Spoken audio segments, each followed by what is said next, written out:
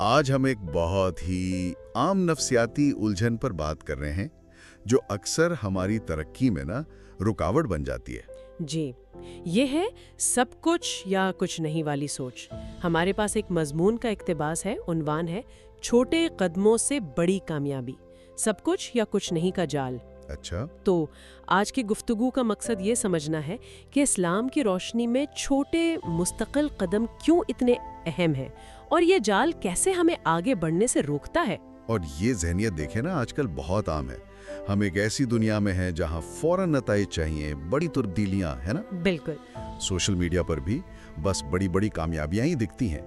तो ऐसे में ये सोचना आसान है कि भाई अगर हम कोई काम फौरन या बिल्कुल परफेक्ट नहीं कर सकते ना, तो शायद कोशिश ही बेकार है। सही। और ये चीज शुरू में ही हौसला तोड़ देती है। बिल्कुल, ये एहसास के या तो पहाड़ हिलाना है वरना कुछ नहीं करना। कितना जाना पहचाना है ना। मजमून का पहला नुक्ता भी इसी सोच के बिल्कुल उलट है कि इस्लाम में तो छोटे आमाल की बहुत कद्र है। यकीनन। कुरान मजीद में सूरह ज़िलज़िला आयत 7 अल्लाह ताला फरमाते हैं, फमन यअमल मिस्काल ज़र्रतिन खैरन यरह। सुभान अल्लाह। यानी जो शख्स जर्रा बराबर भी नेकी करेगा वो उसे देख लेगा। अब ये आयत खुद में एक मुकम्मल पैगाम है। ये बताती है कि अल्लाह के नज़दीक कोई भी नेक कोशिश, चाहे हमें लगे कि कितनी मामूली है, वो ज़ाया नहीं होती। उसका वजन है, उसकी कदर है। जर्रा बराबर नेकी भी, ये वाकई सोच बदल देती है। जी हाँ। और इसी तरह एक मशहूर हदीस का मफहूम भी तो है कि अल्लाह के नज़दीक सबसे पसंदीदा अमल वो है जो हमेशा किया जाए, चाहे वो मिकदार में थोड़ा ही क्यों ना हो। अच्छा। यानी मिकदार से ज़्यादा इस्तिकामत, कंसिस्टेंसी वो अहम है। ये हमें बड़े गैर हकीकी टारगेट्स के दबाव से आज़ाद करता है। और रोज़मर्रा ज़िंदगी में इसकी मिसालें तो बहुत हो सकती हैं। जैसे रोज़ाना कुरान की सिर्फ एक आयत समझ कर पढ़ ली, तर्जुमे के साथ थोड़ी तफसीर देख ली। बिल्कुल। या किसी एक ज़रूरतमंद को खाना खिला दिया, हफ्ते में एक बार ही सही। या सेहत के लिए दिन में सिर्फ 10 मिनट तेज कदमों से चलना। जी जी। ये छोटे मुस्तकिल कदम ये पहाड़ जैसे काम को भी मुमकिन बना देते हैं। और यहीं पर दूसरा अहम नुक्ता आता है जो मजमून में है, इस्तिकामत और सब्र। क्योंकि छोटे कदमों के नताइज अक्सर फौरन नहीं दिखते ना। ये एक बड़ा चैलेंज है। जब हम मेहनत कर रहे हों और फौरी नतीजा ना मिले तो मायूसी वो बहुत जल्द आ जाती है। इससे कैसे निपटा जाए? इसीलिए तो इस्लाम सब्र और साबित कदमी पर इतना जोर देता है। कुरान करीम में सूरह ज़ुमर आयत 10 अल्लाह फरमाते हैं, इन्नमा युवफ़्फ़िस साबिरूना अजरुहुम बिगैर हिसाब, बेहिसाब अज्र।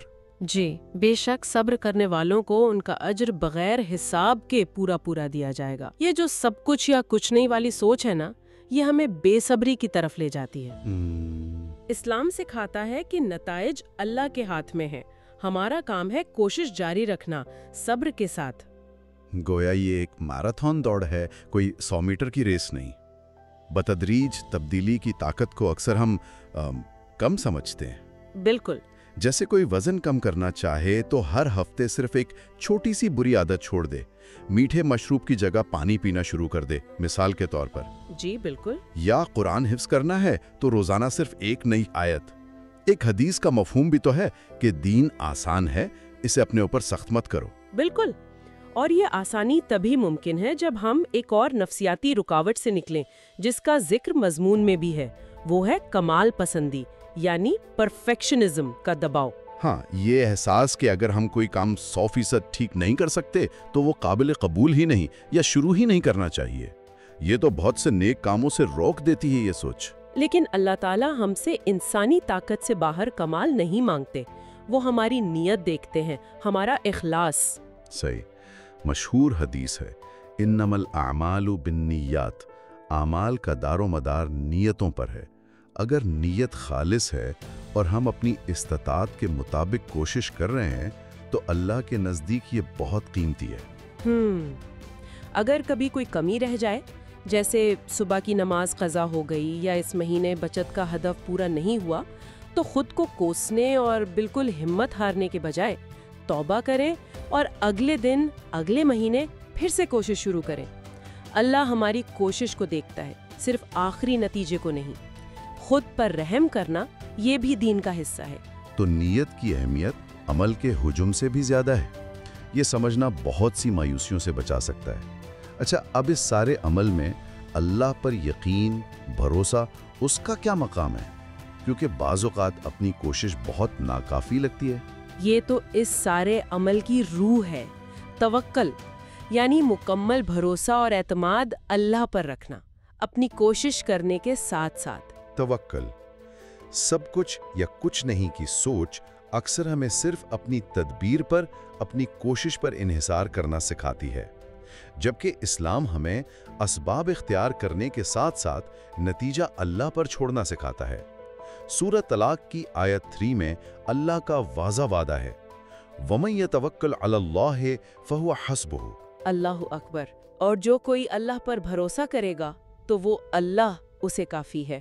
تو حکمت عملی یہ ہے کہ ہم اپنی استطاعت کے مطابق چھوٹے مستقل قدم اٹھائیں اور نتیجہ خیزی کے لیے اللہ پر کامل یقین رکھیں۔ اس کی عملی مثالیں کیا ہو سکتی ہیں؟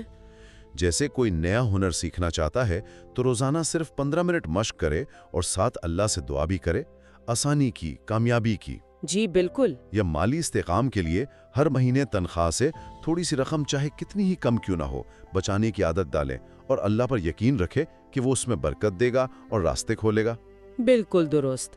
توکل کا مطلب یہ نہیں کہ ہاتھ پہ ہاتھ دھرے بیٹھے رہیں، بلکہ اپنی بہترین کوشش کرنا اور پھر نتائج کو اللہ کی حکمت اور مرضی کے سپرد کر دینا۔ یہ سوچ ہمیں ناکامی کے خوف اور وہ جو کمال پسندی کا بوجھ ہے نا، اس سے آزاد کرتی ہے۔ تو آج کی اس گفتگو کا خلاصہ، لب لباب یہ ہوا کہ یہ سب کچھ یا کچھ نہیں کہ جو خطرناک جال ہے، یہ دراصل ہماری ہی ترقی کا دشمن ہے۔ جی۔